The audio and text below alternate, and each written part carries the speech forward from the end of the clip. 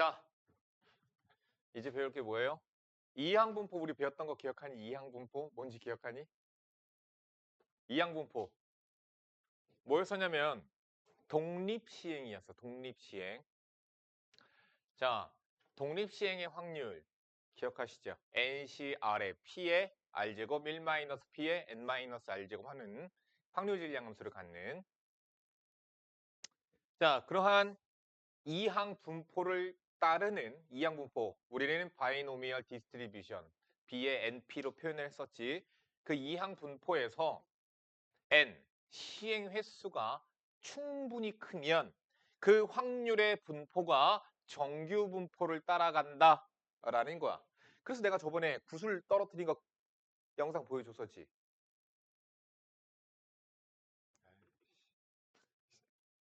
야, 그거 보고 다시 설명해 줄게. 봐봐. 이항분포와 정규 분포.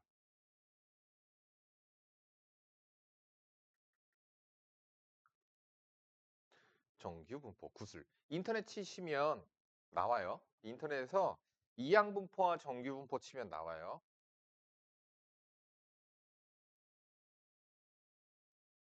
아니면 이항분포 구슬 해도 돼. 요거거든. 사실.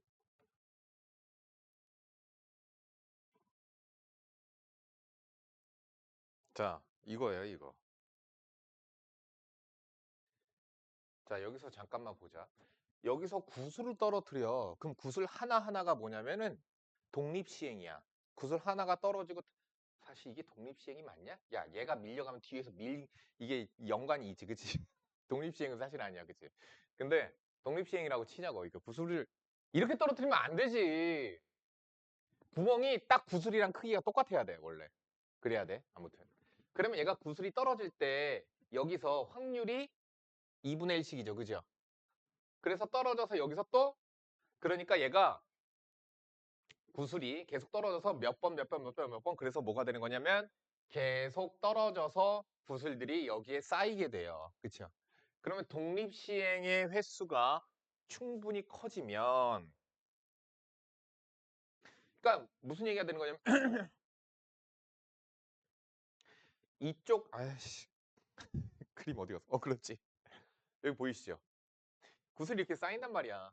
구슬이 이렇게 쌓인단 말이야. 여기로 구슬이 떨어질 확률들이 각각 있을 거 아니야. 그치? 오케이? 그럼 시행일수가 충분히 크면 이제 큰 수의 법칙을 따라가잖아요. 그쵸?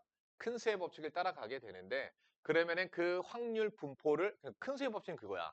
확률이 분포되게 될 거 아니야.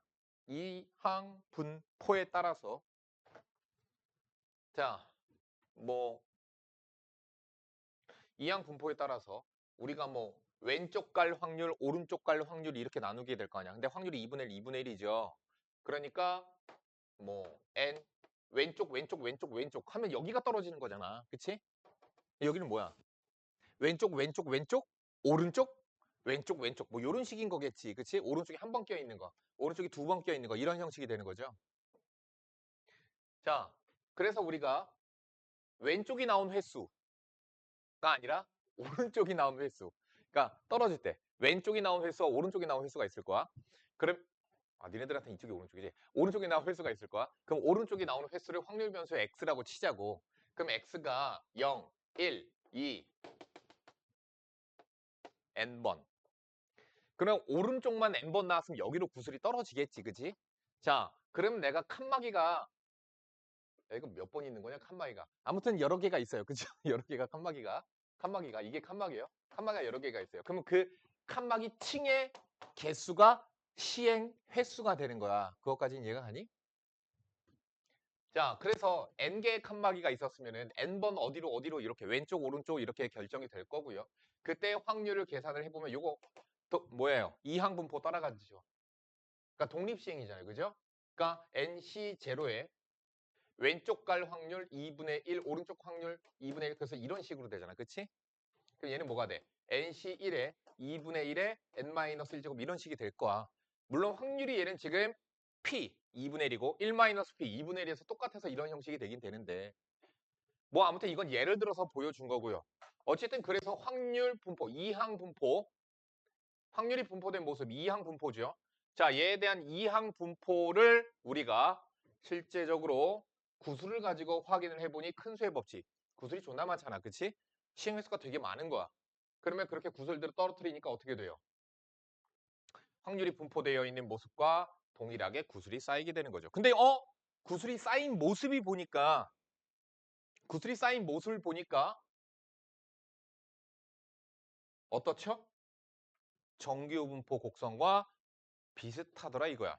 실제적으로 시행 횟수 n이 커지면 커질수록 그럼 무슨 얘기야? 시행 횟수가 겁나 많아지는 거야. 자, 시행 횟수는 구술이죠. 구슬을 겁나 많이 떨어뜨린 거야. 실제적으로 이렇게 되는 거고요. 칸막이도 겁나 많아지게 되면 칸막이가 많아지면 어떻게 되는 거야? 왼쪽 오른쪽 나눠지게 되는 거죠. 잠깐만. n이 칸막이지? 칸막이 개수지? 어쨌든 그렇게 해서 얘네들이 실질적으로 방이 칸이 여러 개가 되면은 지금은 이렇게 점이 되지만 칸막이가 여러 개가 되면은 그 점이 좀 더 조밀하게 나오게 될 거고 그 조밀한 점들의 모습이 정규 분포와 비슷하더라 이 얘기야. 그래서 이항 분포에서 시행 횟수가 충분히 많아지게 되면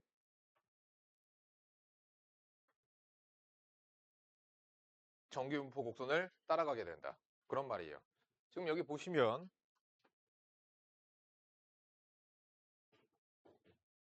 자, 그것에 대한 그냥 이해를 돕고 있는 거예요. 됐죠? 시행 횟수 n이 10번 밖에 안 되면 이런 식이 돼요. 10번 쪽으로 갈수록 자, 다음 20번, 30번, 50번 되니까 어때요? 거의 정규 분포 곡선과 비슷한 모습이 되죠.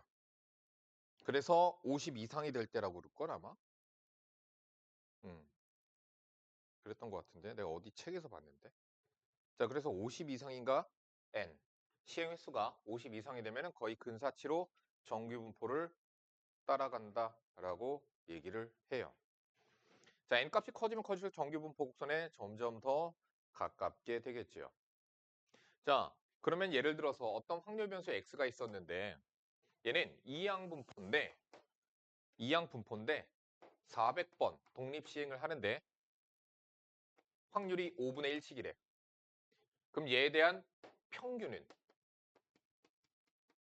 400 곱하기 5분의 1이고 그래서 평균 80이라고 나올 거야. 분산은 MPQ잖아. 그래서 80 곱하기 5분의 4. 그거 얼마냐? 4의 세제곱이네. 64가 나오게 될 거야. 400회로 독립시행 횟수가 충분히 크니까 얘는 정규 분포를 따라갔는데 평균 80, 표준 편차 8.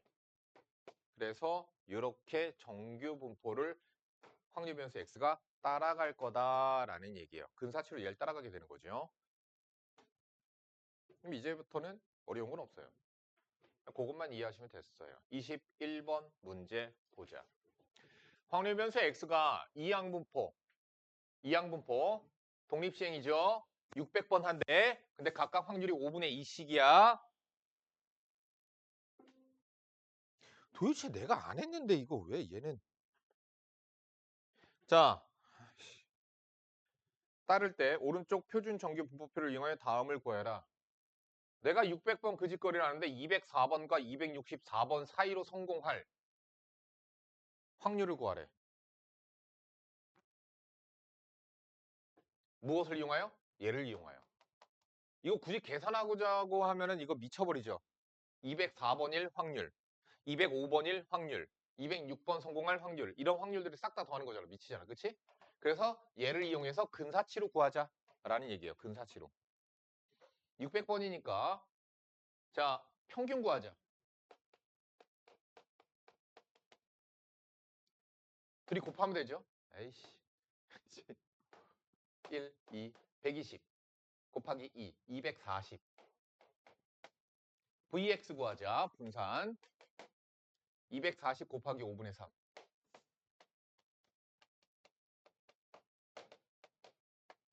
5, 4, 20, 5, 8에 40. 48 곱하기 3. 8, 3, 24. 3, 4, 12. 144. 아, 그러면 이 확률 변수 x는 정규 분포를 근사치로 따라가는데 평균은 240이고 표준 편차 12이다. 자, 그럼 이걸 가지고 우리가 얘를 바꾸자.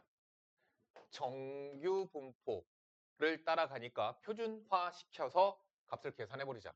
204 마이너스 240이니까 36 마이너스 36 나누기 가 뭐야? x 마이너스 m 나누기 시그마잖아. 나누기 12 264 마이너스 240 그럼 24 나누기 시그마. 그러니까 뭐예요? 마이너스 3 2 그럼 마이너스 3 2 그럼 뭐예요? 마이너스 3 0 그거는 0부터 3까지랑 똑같죠? 0.4987 0부터 2까지 0.4772 그래서 더하면 0.9759 그러니까 97.59%의 확률로 600번을 했을 때의 204번과 264번 성공 확률 그렇다란 얘기야. 자, 252번 성공 이하 뭐 요거죠. 그러면 얘도 우리가 252 빼기 240 12 나누기 12 그러니까 1 이하죠. 그럼 0.5 더하기 0부터 1까지 0.3413 그래서 0.8413의 확률이 될 것이다. 아래 거 문제 푸세요. 58, 59 둘 다 푸세요. 어렵지 않으니까.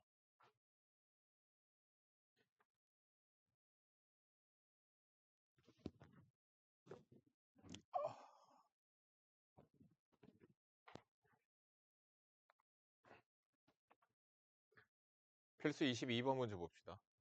한 환자에게 어떤 약을 투여했을 때 치유될 확률은 0.6이다. 150명의 환자에게 이 약을 투여했을 때 99명 이상이 치유될 확률을 구하여라.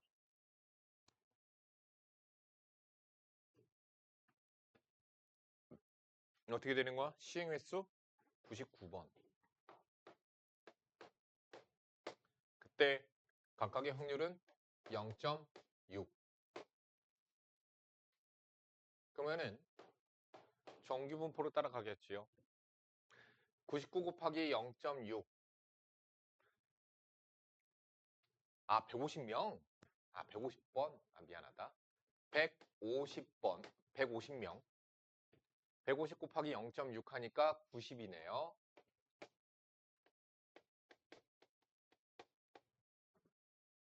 36이네요. 표준 편차가 6이네요. 자, 지금 내가 구해야 될 확률은 몇 명? 99명 이상. 표준화 99 마이너스 90 9 나누기 표준 편차.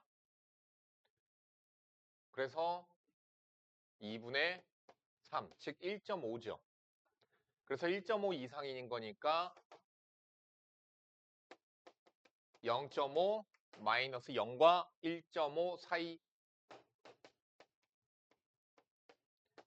0.0668 그러니까 150명에게 투여했을 때 99명 이상이 치유될 확률은 너무 적은 거 아니냐? 6.68%의 확률이 되는 거죠. 아래쪽에 문제 풀어보세요.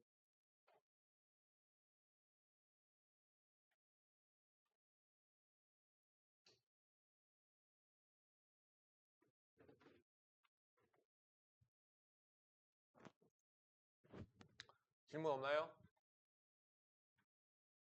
계속 이어서 이제 통계를 들어가 보도록 하자.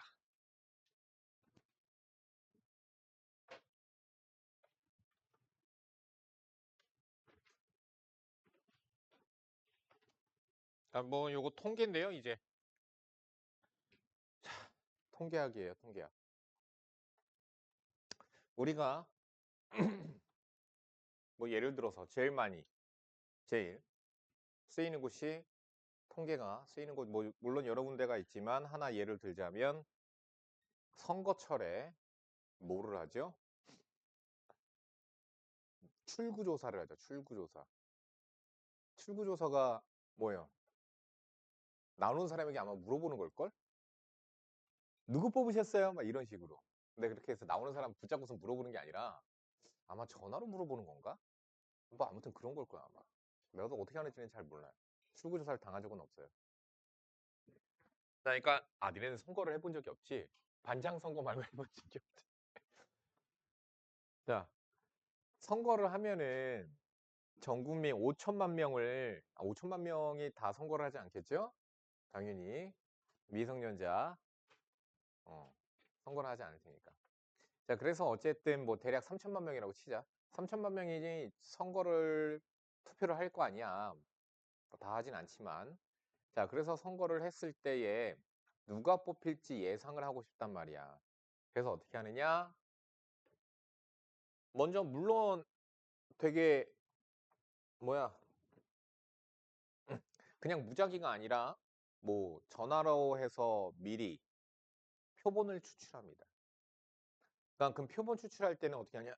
나이대별로, 직업별로 뭐 이런 것들을 아마 다양하게 조사를 하는 걸 거야 아마 골고루. 그렇게 해서 표본 조사를 해요. 그래서 어떻게 하느냐? 그걸 표본이라고 그래. 표본을 추출해서 표본 조사를 한다고 해. 그래서 모집단은 뭐냐면은 전수조사. 전수조사가 뭐냐? 전부 다 조사하는 거야. 그러니까 투표를 한 모든 의원들을 다 조사하는 거야. 그게 전수조사야. 자, 그렇게 해서 전수조사를 하기가 불가능하겠죠. 그래서 우리는 표본을 추출해서 표본 조사를 합니다. 자, 뭐 또 선거 말고도 뭐가 있겠어요? 회사 제품들, 불량률을 조사하고 싶은 거야. 그럴 때 통계를 쓰는 거야. 그럼 불량품이 나올 확률을 우리가 계산을 해야 될 거야. 자, 그러면 우리가 모든 제품을 다 뜯어볼 수 없어. 다 뜯어서 전수조사해서 전부 다 불량품이 얼마나 될까? 조사하면 그 제품들은 못 쓰게 되는 거 아니야. 조사하면서 이미 뜯었잖아. 그치? 과자야. 먹어봤잖아. 그럼 못 팔 거 아니야. 그러니까 전수조사 불가능하니까 어떻게 하느냐? 표본조사를 합니다. 자, 그래서 표본을 추출하여 표본조사를 한다고요. 그래서 표본을 추출하여 조사를 한 뒤에 우리가 전수조사, 즉 모집단이라고 합니다. 그것을 어미모자 쓰는 거야. 모집단, 그 전수조사 대상인 모집단을 추측하는 거야. 지금 내가 표본을 추출해서 이 표본에서 불량률을 조사해 봤더니 뭐 0.1%의 확률로 불량품이 들어가 있더라. 0.1%의 불량품들이 있더라. 그러면은 추론을 하는 거지. 추정을 하는 거라고 해요. 추정이라고 해요. 어떤 추정을 해? 그러면 이 공장에서 나오는 모든 제품들 중에서 0.1%의 제품은 불량품이 뒤섞여 있겠구나라고 생각을 하는 거야. 이게 통계조사의 목적이야. 자, 읽어보시면 됩니다, 그냥. 용어, 단어 뜻을 이해하신 거예요. 전수조사, 전부 다 조사하는 겁니다. 표본조사, 표본을 추출하여 조사합니다. 모집단, 그 전수조사하는 대상, 조사 대상을 얘기하는 거고요. 표본을 추출하여 조사한다. 뭐 표본과 추출 뭐 어쩌고저쩌고. 자, 그랬을 때 표본의 크기. 뭐 예를 들어서 이 공장에서 10,000개의 제품이 생산이 돼. 근데 표본의 크기. 대략 100개만 표본 추출한다. 그러면 100개가 표본의 크기라고 보시면 되는 거예요. 자, 표본의 크기란다. 또 모집단에서 표본을 뽑는 것을 추출이라 한다. 자, 아래쪽에 설명 잠깐 들어보시면 여기 보시면 대통령 선거에서 투표가 종료된 후 투표용지를 모두 개표해 조사하는 것은 전수조사다. 출구조사와 같이 당선자를 예측하기 위해서. 근데 거의 이게 되게 맞는다? 출구조사에서 막 몇 퍼센트 막 이러면은 진짜로 그게 맞아. 근데 안 맞는 경우들이 있었죠. 뭐 예를 들어서 어, 내란, 내란, 내란자 윤석열과 이재명 예전에 박빙이었잖아. 몇 표 차이 안 났어. 윤석열이 된 게. 난 이재명 뽑았는데. 난 이해가 안 가서. 난 사람들이 뭐 지났으니까 하는 얘기야. 난 이해가 안 갔어. 왜 윤석열을 뽑지? 난 이런 생각이었어. 이재명은 정치인이고 윤석열은 검사 출신으로 뭐 이제 뭐 국회의원도 했던 인간도 아니고 뭘 했던 인간도 아닌데 그냥 갑자기 대통령 선거 나와서 대통령 이게 뭐 하는 짓이지? 저 사람이 뭘 한다고? 정치적 기반도 없는데 막 국민의힘이 막 밀어주잖아. 아이, 참 웃겼어 그거 보고서. 그래서 결국엔 됐잖아. 자, 모두 종료되기 전에 투표를 한 사람들 중에서 일부를 뽑아 조사하는 것은 표본조사이다. 전수조사는 표본조사에 비하여 시간과 비용이 결국엔 사실은 돈 때문에 그래요. 전수조사 못하는 건. 자, 비용이 많이 들고 수질 오염도 조사, 휴대폰 액정의 강도 조사와 같이 전수조사가 불가능한 경우도 있어서 전수보다는 표본조사를 하게 된다. 그러니까 표본의 크기가 커지면 커질수록 그 제품은 못 쓰는 제품이 되는 거니까 표본들은 그러면 못 쓰는 제품들이 많아지니까 어떻게 되는 거야? 돈이 많이 들어간다고 생각하셔도 되고요. 또는 생각을 해봐. 내가 100명 조사할 거 1000명을 조사하게 되면 표본의 크기가 커지면 정확도는 어떻게 되겠니? 정확도는 전수, 즉 모집단의 크기하고 엇비슷하게 뭐 예를 들어서 내가 10만 명이 투표를 했어. 그럼 10만 명 중에서 10만 명 다 조사하는 건 전수조사고 5만 명을 조사를 했어. 그러면 거기서 나오는 예측, 즉 결과는 거의 확정도가 겁나 높을 거야. 근데 내가 1000명밖에 조사를 안 했어. 그럼 정확도는 떨어지겠지. 그치? 즉 표본의 크기가 작아지면 정확도, 즉 신뢰도라고 해요. 신뢰도 그것을. 자, 신뢰도를 높이려면 표본의 크기가 커져야 돼. 그럼 표본의 크기가 커지면 돈이 많이 들어. 그런 문제가 생겨요.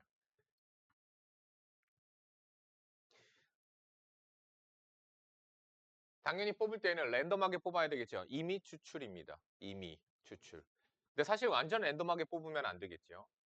나도 지금 맨날 문자 오고 맨날 전화 오는 게 뭐 어디 리서치에서 조사 뭐 어쩌고저쩌고 설문조사입니다 하면서 막 전화 오고 맨날 그래서 전화 끊어버리는데 자 임의 추출 모집단에 속하는 각 대상이 같은 확률로 추출되도록 표본을 추출하는 방법을 임의 추출이라 한다.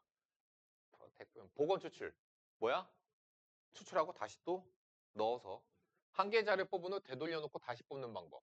비복원 추출 한 계좌를 뽑은 후 되돌려 놓지 않고 다시 뽑는 방법. 뭐 여기서 중요한 점은 특별한 언급이 없으면 복원 추출입니다.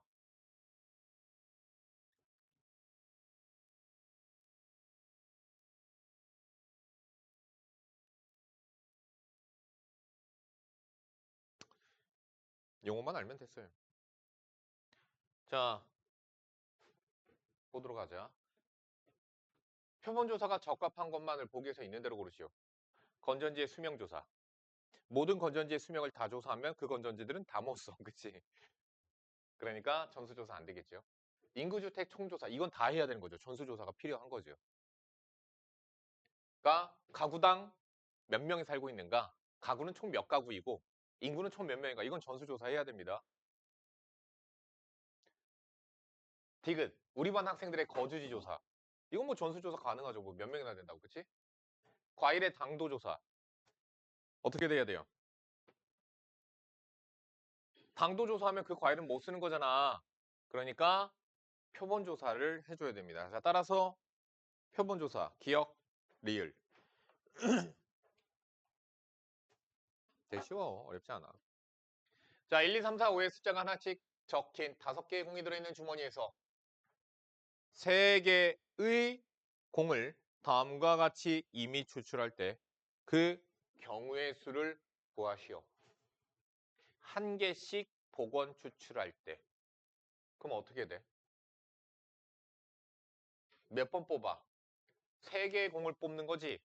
세 번 뽑는 건데 복원 추출이야. 그럼 경우의 수는 어떻게 돼? 처음 뽑을 때 5가지, 두 번째 뽑는 것도 5가지, 세 번째 뽑는 것도 5가지. 5의 세제곱, 125. 한 개씩 비복원 추출. 5, 4, 3. 그치? 60까지인가? 5, 4, 3. 자, 다음. 동시에 세 개 추출.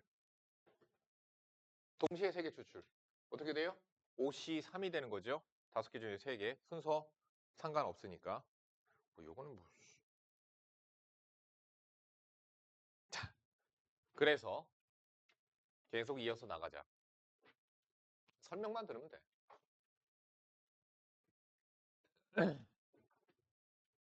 모평균, 모분산, 모표준 편차. 이거 발음 잘하세요.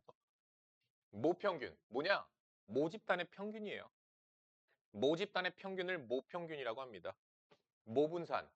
모집단의 분산이고요. 모표준 편차. 모집단의 표준 편차예요. 다음, 기호를 보세요. M, 시그마 제곱. 시그마 제곱이 분산이야. 그치? 루트 분산이 표준 편차니까. 자, 다음, 시그마와 같이 이렇게 나타낸다. 자, 그래서 여기서부터 잘 봐. 이따만한 모집단이 있었어. 그럼 여기서 내가 표본을 이미 추출을 해. 즉, 표본 추출을 해. 그러면 크기가 n짜리인 표본을 지금 이게 좀 그런 게 이게 여기가 xn인 게 좀 그렇거든. 이거 x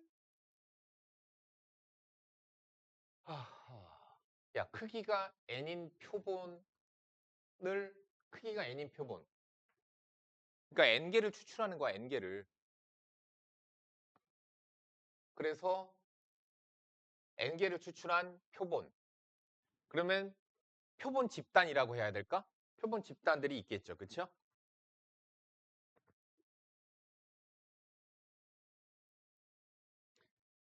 그랬을 때 이 표본 안에 원소가 n개가 들어가 있겠죠? 자, 이거 좀 그런데.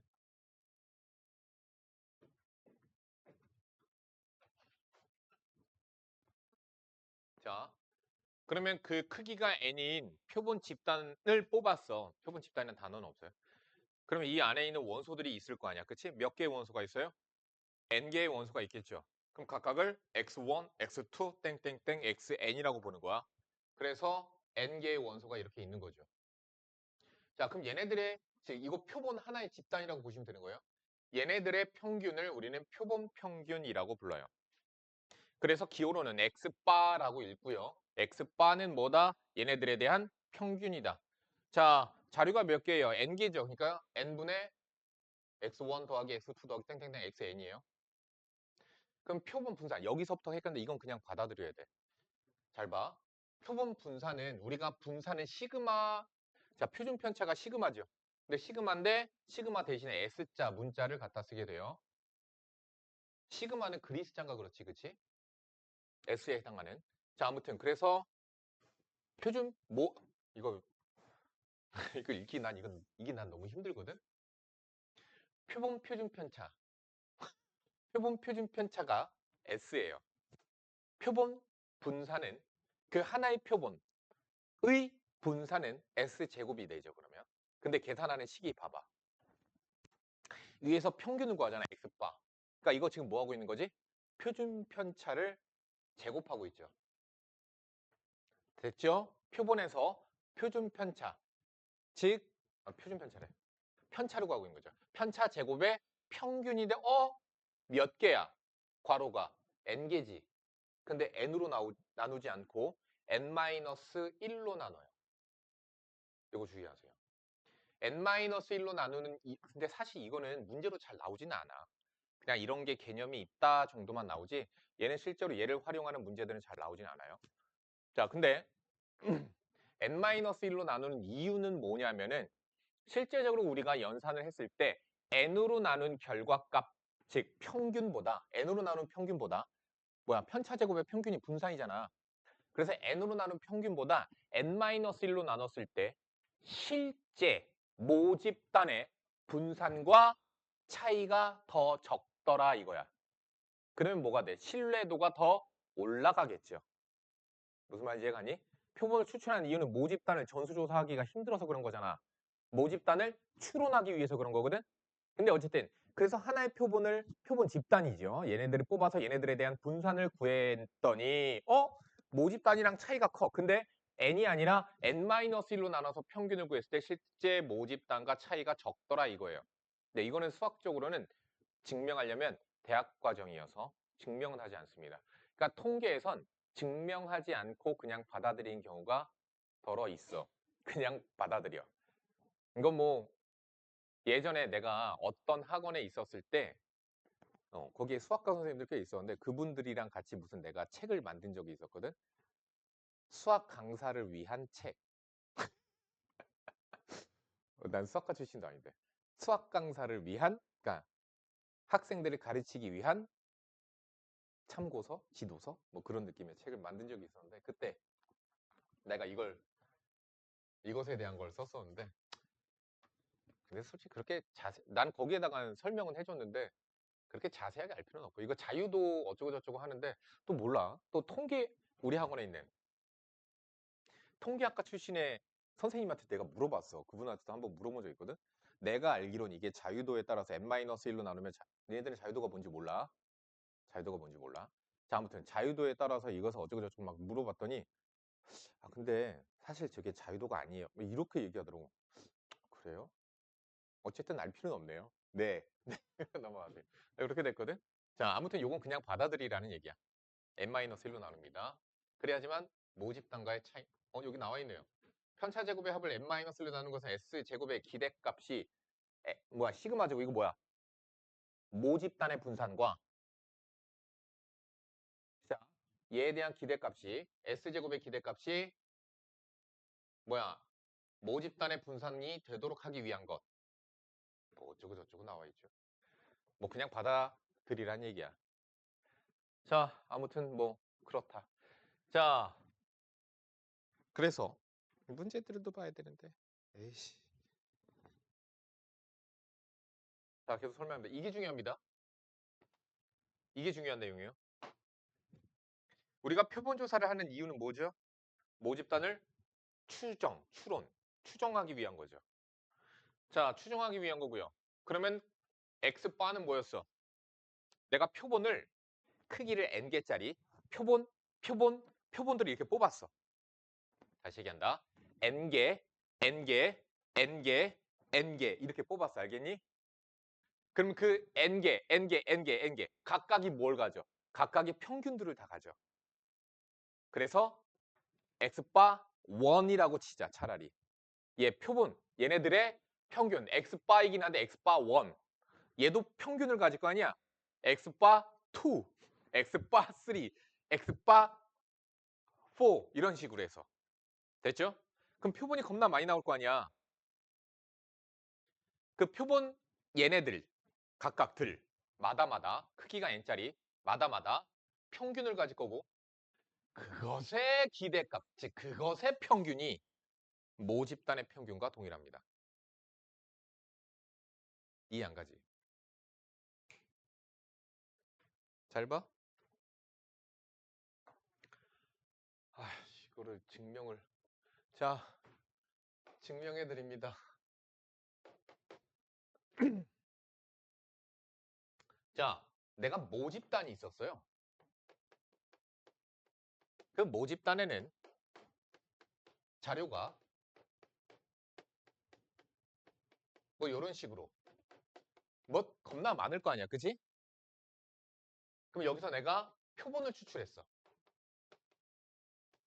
뭐 여기 표본에는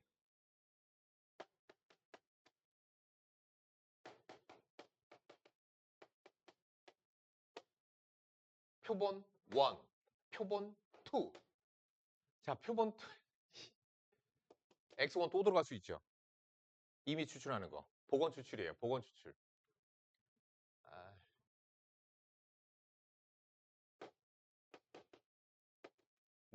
중간에 건너뛰어 막. n 플러스 3. 뭐 x의 n. 이런 식으로 막 집단들이 만들어질 거 아니야. 그치? 그래서 얘네들의 개수가 총 몇 개라고 잡을까? 5n으로 잡을까?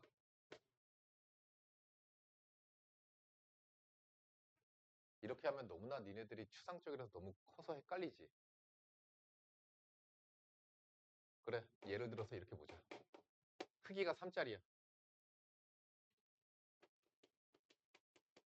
또 이런 식으로 만들어질 거 아니에요? 그쵸? 몇 개 나오나요? 이 집단 몇 개 나와요?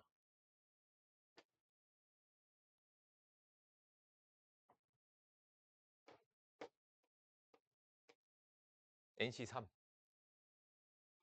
이해 가니? NC3. 그럼 얘네들에 대한 평균은 3분의 X1, X2, X3. 얘가 X1 바 3분의 X1, X5, X6. 내가 사고 싶은 차 X6. 자, 얘가 X2 바 이런 식으로 될 거 아니야? 그치?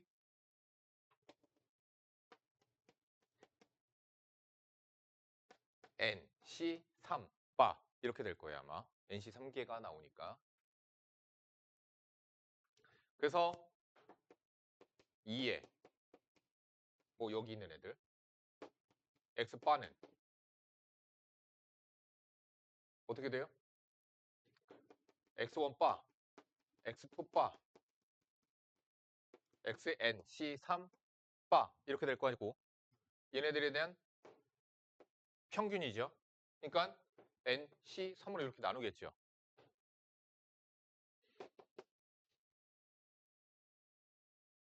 됐지? 여기 X1이 몇 개 나올까?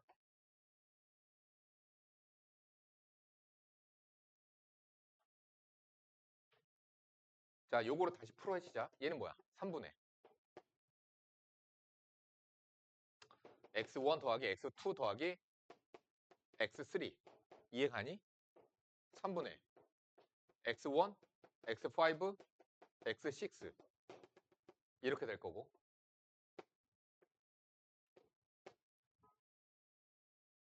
아이씨.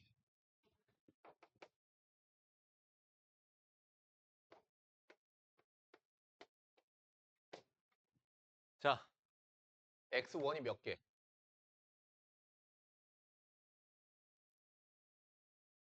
NC 2개 나오겠죠. X1 제외하고 나머지 2개 선택하는 경우의 수니까. 이해가 가니? X2도 마찬가지고 전부 다 마찬가지야.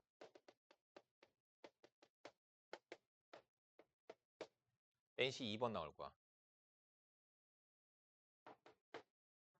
계산을 한번 해보자.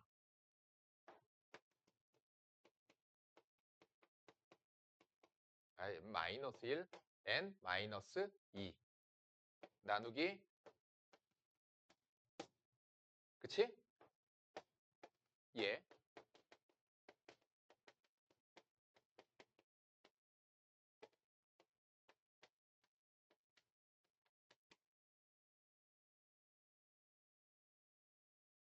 왜 안 맞아?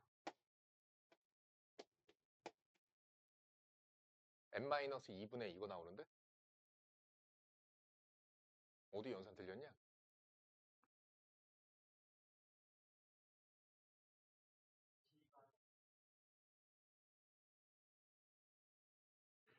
아, n-1c2구나.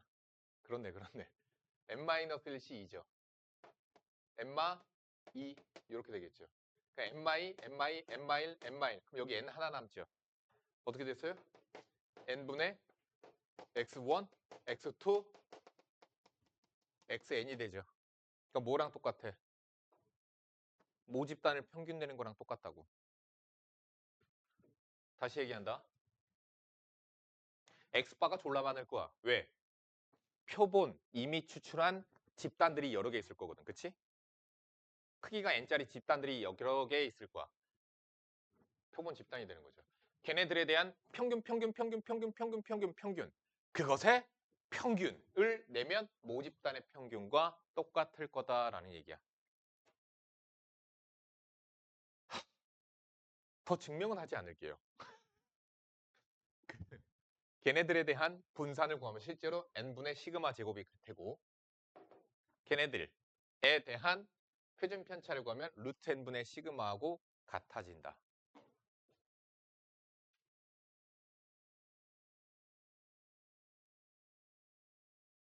요걸 한번 볼까요?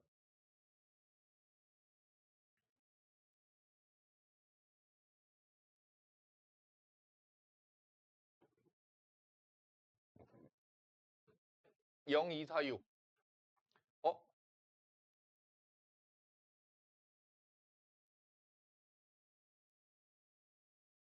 야 미안 시간이 없어서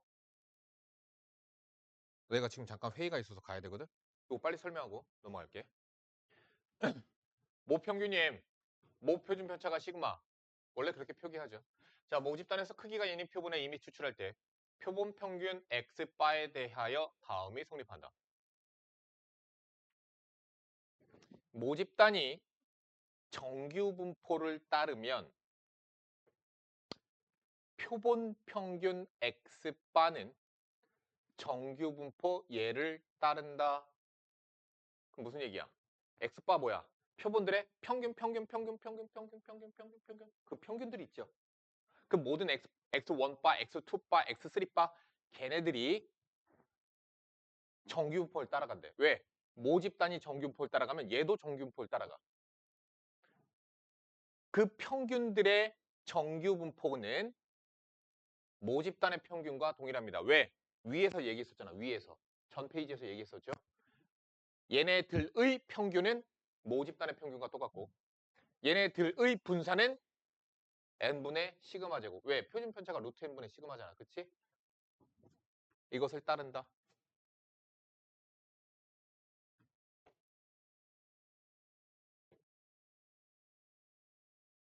여기 문제. 쉬는 시간 갖고 나서 합시다. 170페이지.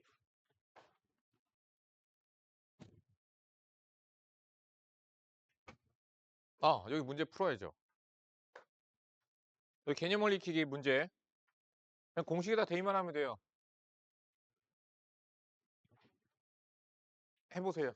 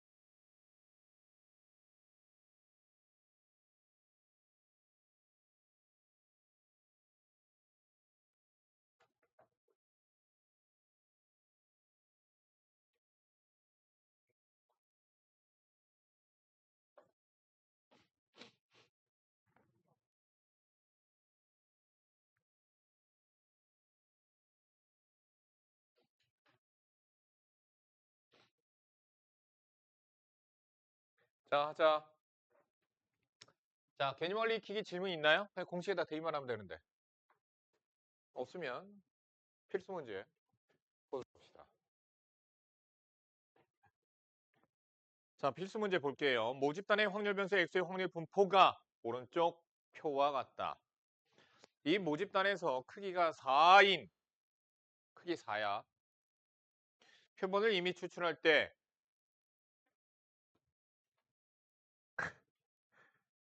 흠평균 x바에 대하여 X바 이런 거 구하래.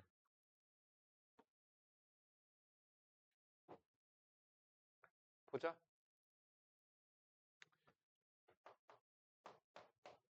얘는 뭐랑 같아? 모집단의 평균과 똑같을 거야. 그럼 모집단의 평균 4분의 1, 2분의 1 곱하기 2, 4분의 1 곱하기 3 평균이 2라고 나오네요. 아이고.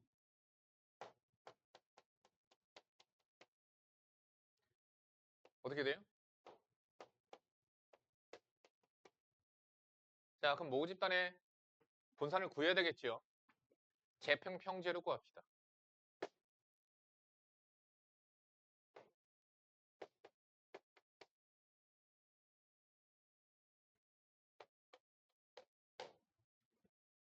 (4분의 1) 2 (4분의 9) 제곱의 평균 평균의 제곱 4분의 10 2분의 5 더하기 2 2는 4 2분의 9 빼기 4 2분의 1 나오죠. 그러니까 2분의 1 나누기 4 왜? 크기가 n이 4니까 그쵸? 그래서 8분의 1이 되겠네요.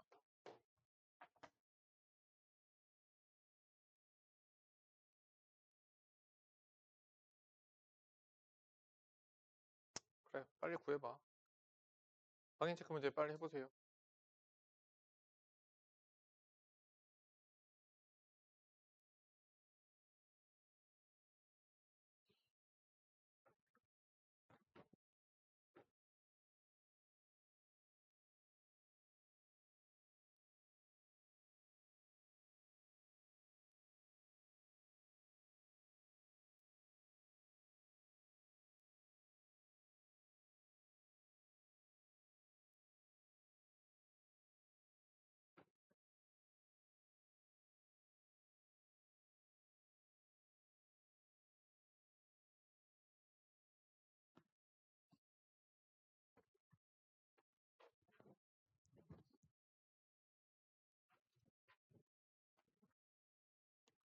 자, 다음 넘어갈게.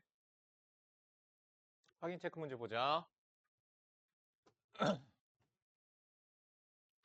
자, 어떤 자판기에서 판매되는 음료수의 용량은 평균이 150ml, 표준 편차가 5ml인 정규 분포를 따른다고 한다. 그러니까 모집단을 얘기하고 있는 거죠. 자, 그러니까 모집단이 되는 거고요. 모집단이 평균 150, 표준 편차 5 이렇게 따라간다는 얘기고. 자, 이 자판기에서 이미 추출한 100개의 음료수의 용량의 평균이 N값 100개. 그래서 표본을 추출을 한 거야. 그 용량의 평균이 149래. 됐지?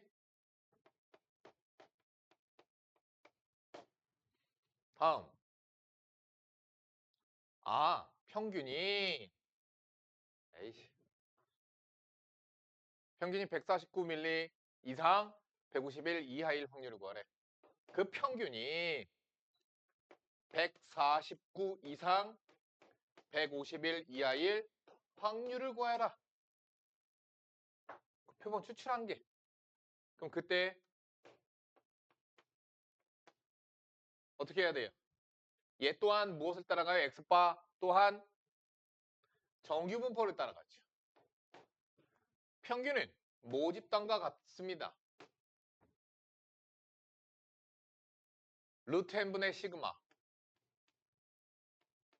얘 제곱 이렇게 되겠죠. 그러면 어떻게 계산해요? 149 마이너스 150 표준화 해야지. 표준 편차 2분의 1 마이너스 평균 표준 편차. 그래서 표준화를 해주는 거죠. 자, 마이너스 1 2 곱하죠. 마이너스 2. 2. 그럼 0부터 2까지가 0.4772니까 2 곱하기 0.4772 0.9544가 되겠습니다. 자, 그러니까 무슨 얘기야?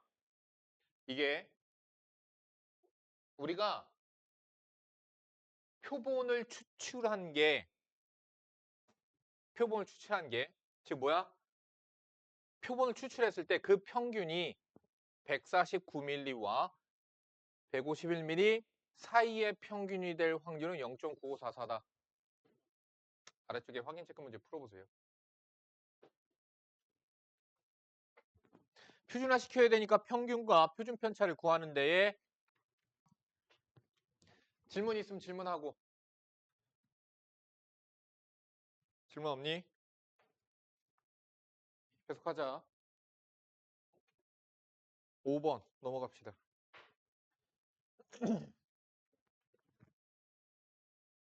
어느 비행기의 탑승객의 짐의 무게는 평균이 18kg이고 표준 편차가 4kg인 정규 분포를 따라간다고 한다.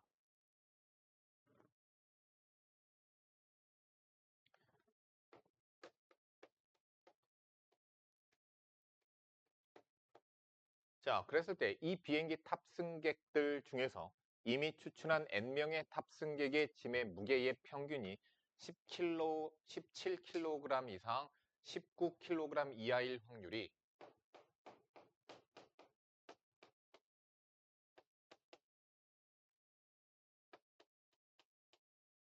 0.8664일 때 그 표본의 크기 n의 값을 구하시오. 됐죠? 자, 그러면 x바는 당연히 정규 분포를 따라가는데 평균은 18이고 어떻게 돼요? 루트 n분의 시그마의 제곱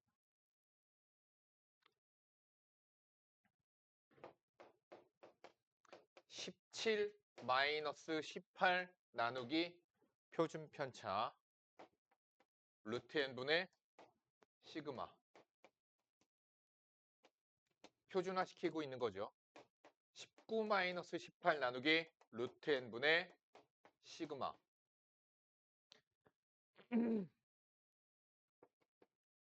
얘는 4분의 마이너스 루트 n입니다. 4분의 루트 n입니다. 그럼 얘는 0부터 4분의 루트 n까지가 2배. 그게 지금 이거래. 자, 2배에서 얘가 된 거니까 얘 값은 0.4332, 0.4332, 1.5죠. 그래서 얘는 1.5, 4 곱하니까 6, 36, 36명을 이미 추출한 거죠.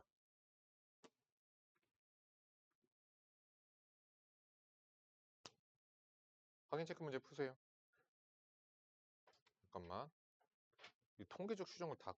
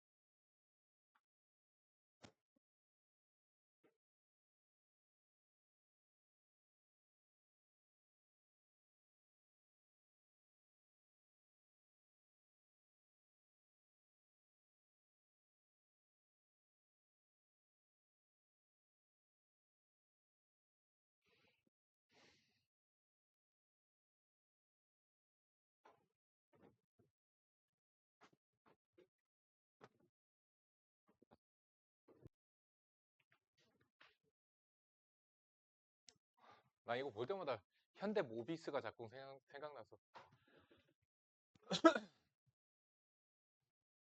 모비율, 표본 비율. 말 그대로야. 비율이야, 비율. 모비율. 그러니까 뭐 예를 들어서 이런 거예요. 어. 어느 도시에서 인구가 10만 명이 있대. 그 10만 명 중에서 혈액형이 O형인 사람이 3만 명이래. 그럼 뭐야? 그게 모비율이야. 모비율. 자, 그래서 우리는 그것을 그냥 확률과 같이 P라고 나타냅니다. 이것이 모비율이에요. 그럼 방금 얘기했던 10만 명 중에서 3만 명의 비율이기 때문에 비율은 얼마가 돼요? 10분의 3. 이게 모비율인 거예요. 그러면 표본 비율이 뭐냐? 그 10만 명 중에서 내가 이미 추출하는 거예요, 표본을. 그래서 이미 추출해서 그 중에서 O형의 비율을 보는 거야. 그게 표본 비율이야. 그래서 표본 비율이라고 기호로는 P 쓰고 위에다 모자 썼지. 모자는 영어로 hat. 그래서 P hat이라고 읽어요. P hat. 자, 그래서 그 P hat은 n분의 x. 사건이 일어나는 횟수를 x라고 하면 횟수를 확률 변수 x라고 하면 n분의 x.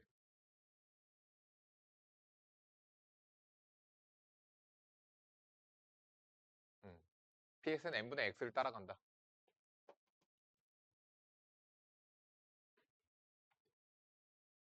뭐 어려운 건 아니고요. 역시나 그냥 당연한 거. 자, 아무튼 그래서 보시면요. 어쨌든 아까 얘기했던 10만 명. 이 도시에서 이미 추출한 1000명. 1000명을 이미 추출했대요. 표본의 크기 1000명. 자, 그 중에서 혈액형이 O형인 사람이 360명일 때 표본 비율 P 햇은 1000명 중에서 360명. 당연한 거죠. 1000명 중에서 360명이니까 표본 안에서의 비율이에요. 그래서 표본 비율이라고 불러요. 표본 비율 P 햇은 0.36일 것이다.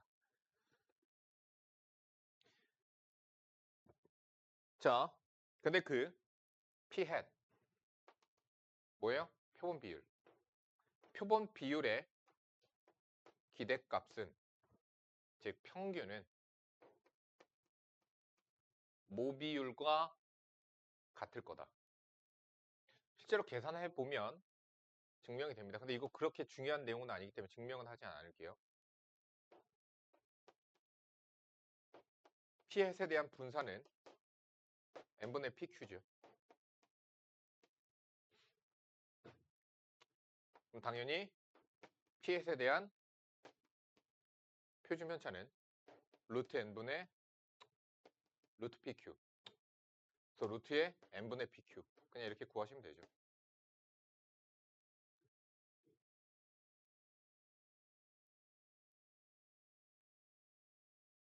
뭐야?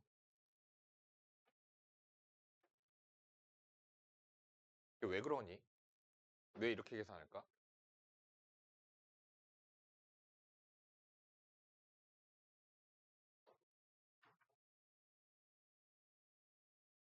왜 이렇게 계산할까? 여기 설명 나와 있거든요.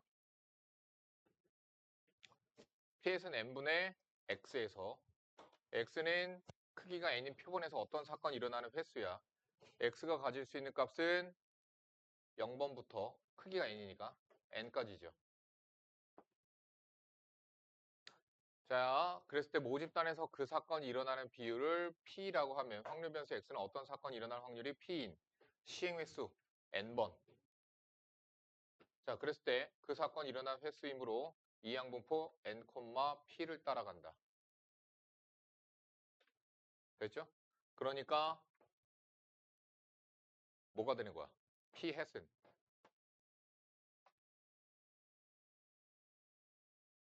응? 그것에 대한 기대값은 바이노미얼 이거 뭐예요? 이 양분포 따라가죠.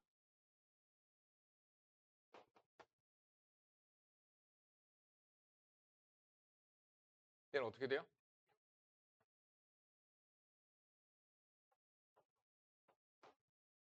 NP를 따라간대잖아. P의 그러면은 곱하니까 NP지. 근데 표본의 크기가 N이죠. 그러니까 지금 어떻게 되는 거야, 얘네?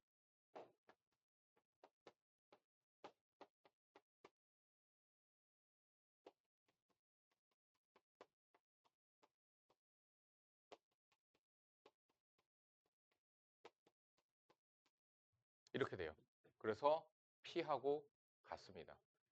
P에 대한 기대값 평균은 모비율의 P하고 같아진다.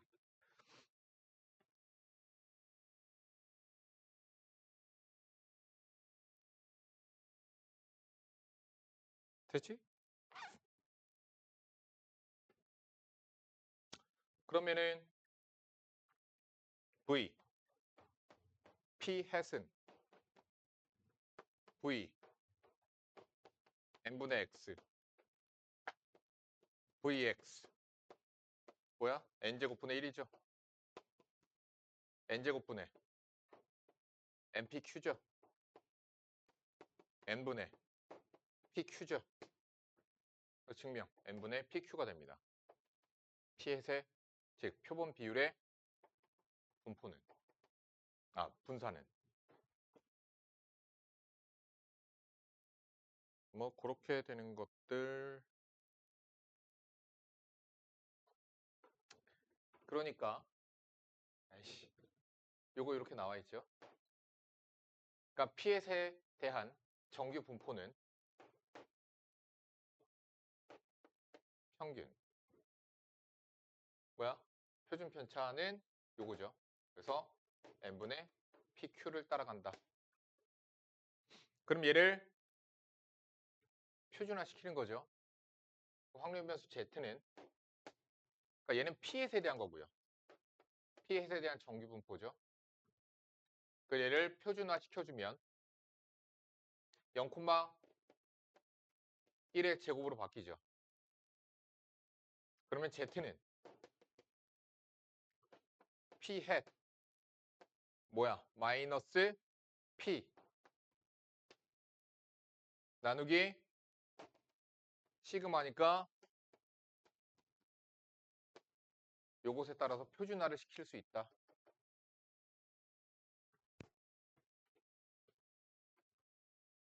자, 공식 외우시면 되는 거고요. 6번 문제 봅시다.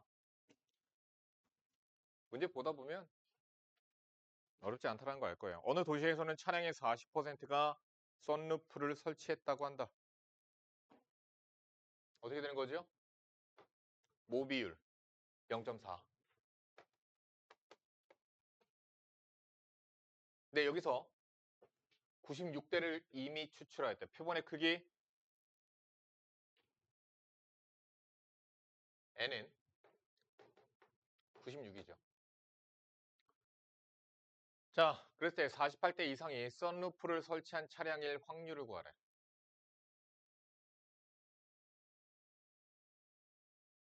됐죠? 그러면은 N이 96이고 48대 이상이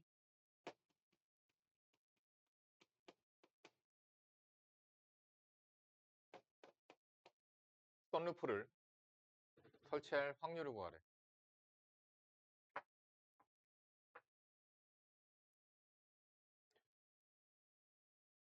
48대 이상이 썬루프를 설치한 차량일 확률을 구하래.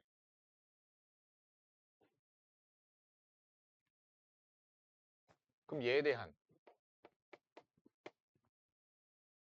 자, 표본에 대한 표본 비율이 어때야 돼? 96분의 48 이상이 될 확률을 구하라는 거죠. 표본 비율이 96분의 48 이상이어야 되는 거죠. 48대 이상이어야 되니까. 이거 2분의 1이죠. 표준화 시켜야 되니까 P 햇은 정규 분포 P, 콤마 n분의 PQ 0.4, 0.6, 0.24. 야,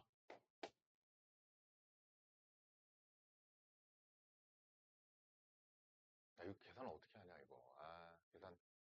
자, 하자. 표준화. 96분의 48 마이너스 0.4 나누기 루트. 이걸 계산해야 되는 거죠.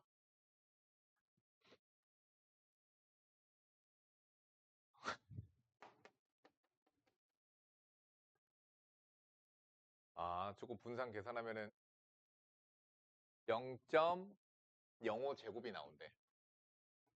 이게 0.05의 제곱이 된대.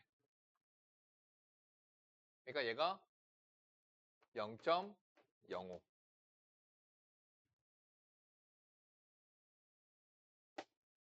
이거 뭐로 약분되니?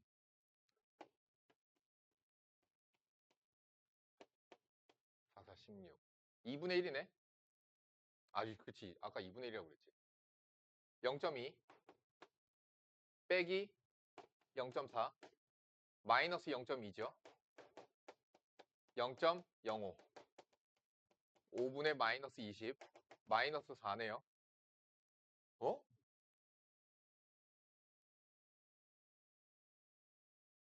뭐야?